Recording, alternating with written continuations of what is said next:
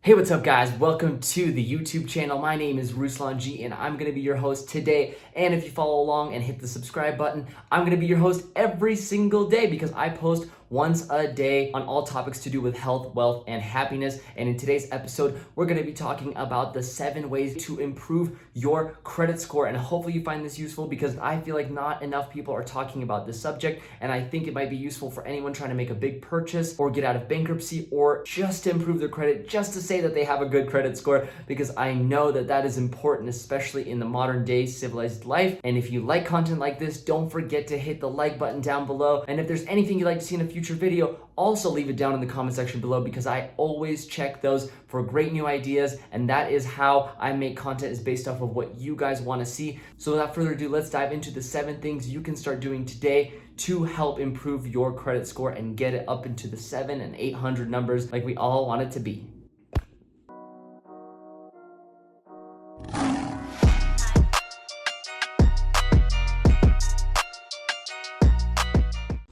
All right, welcome back, and let's talk about the very first thing that you can do right away, and that is to hit the like button if you haven't already. No, I'm just kidding. That is actually not one of the ways that you can improve your credit score, but it is an important step in this journey to help me out to be able to continue making content like this, because we are a very small channel. Every single like and subscription helps. So thank you for doing that. And let's dive into the real first step. And that is to check on your credit score. And what do I mean by this? Well, if you don't know what a credit score is, that's probably not good. That means you probably don't have a good credit score. In order to improve on something, you must know first what it is and where you're at. And credit scores pretty much decide whether you're able to buy the next house or the next car. And it's the very score that creditors will look at to make that decision to either lend you the money or to not lend you the money. And that is really important, especially if you want to own that next house or buy that investment property. And I have a few places that you can go and check what your credit score is. So I would recommend either Mint, Credit Karma, or some banks. So you can always check with your local bank that you're probably already currently banking with, and they might be able to pull that credit score for you and tell you where you're at and what is your starting point. So credit scores actually range anywhere from 300 points, which is terrible, to about 850, which is absolutely perfect credit. And you'll pretty much get any loan that you ask for as long as you have enough income to prove that you'll be able to pay back that loan. Creditors will pretty much give you any loan with an 850 credit score. And so that leads me into the second thing that you can do today, and that is to create a budget. And more importantly, not just a budget that makes sense,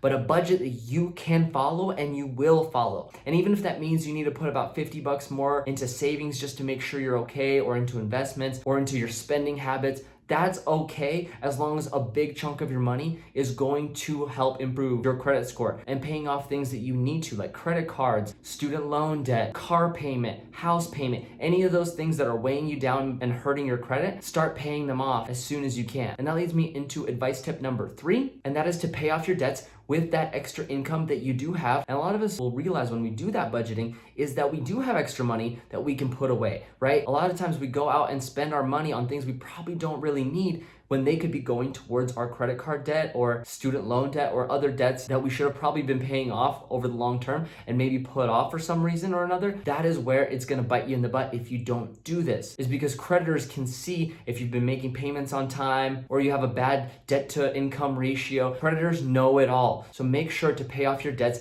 with the extra money that you have left over, especially if you owe a lot of money. And tip number 4 is to pay your bills on time. And this one is a no-brainer because as we're taught when we're kids is to not be late to things, and that is especially true when it comes to money. No one likes to get paid at a later date, so just make sure you pay your bills on time. That would be like me going to McDonald's and saying, oh, I'd like to buy a cheeseburger, but let me pay you next week. I'd gladly pay you Tuesday for a hamburger today. That's not gonna work, right? So make sure you pay your bills on time and avoid any type of late payments, because creditors will be able to pull those up and you want to avoid those at all costs.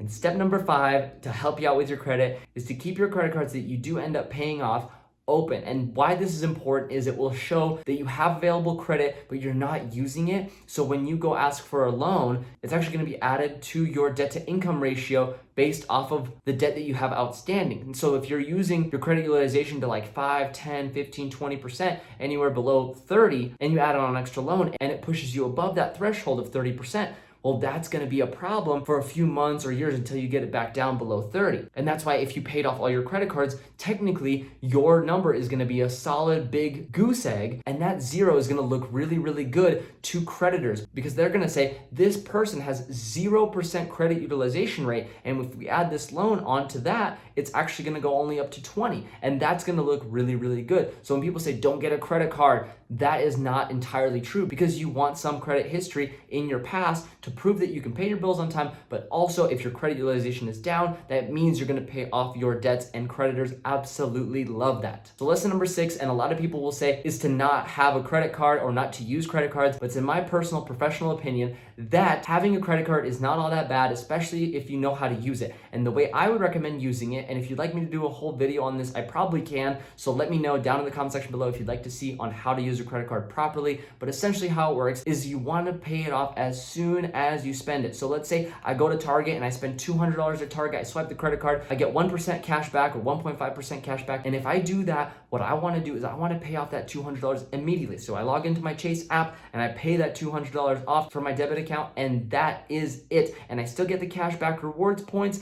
and my credit history looks really, really good, and I'm back to 0% utilization rate on my credit. So you can use your credit cards, don't get it twisted, but just know how to use them properly. And last but not least, if you're planning to make a big purchase, just don't open new credit lines. That is key. If you do that either in the process of making a big purchase or 6 months before you're gonna make a big purchase, that's gonna show up on your credit history that you might be running into some money problems or debt, and creditors will take that as a bad sign on your credit. Now, this is not super impactful, but it is important because it can slow down the buying process, and in some cases, people have not been able to buy their homes, their dream homes, the homes that they've been waiting to buy for so long, all because they opened up a credit line during the buying process or even a couple months before the buying process. So just remember that key rule and you will be A-okay. All right, and that's all 7 tips that I have for you to improve your credit score and your credit report. And if there's anything you'd like to see in a future video, leave that down in the comment section below because I love to hear back from you guys. And if you enjoyed this, one more time, smash that like button until it turns blue. And while you're down there, go check out all the links that I have down in the description. You might find something that you might need or might like or might want. And all these things do help you get healthier, wealthier, or happier. So I think you'll enjoy them. And without further ado, I'll see you guys next time. Peace out.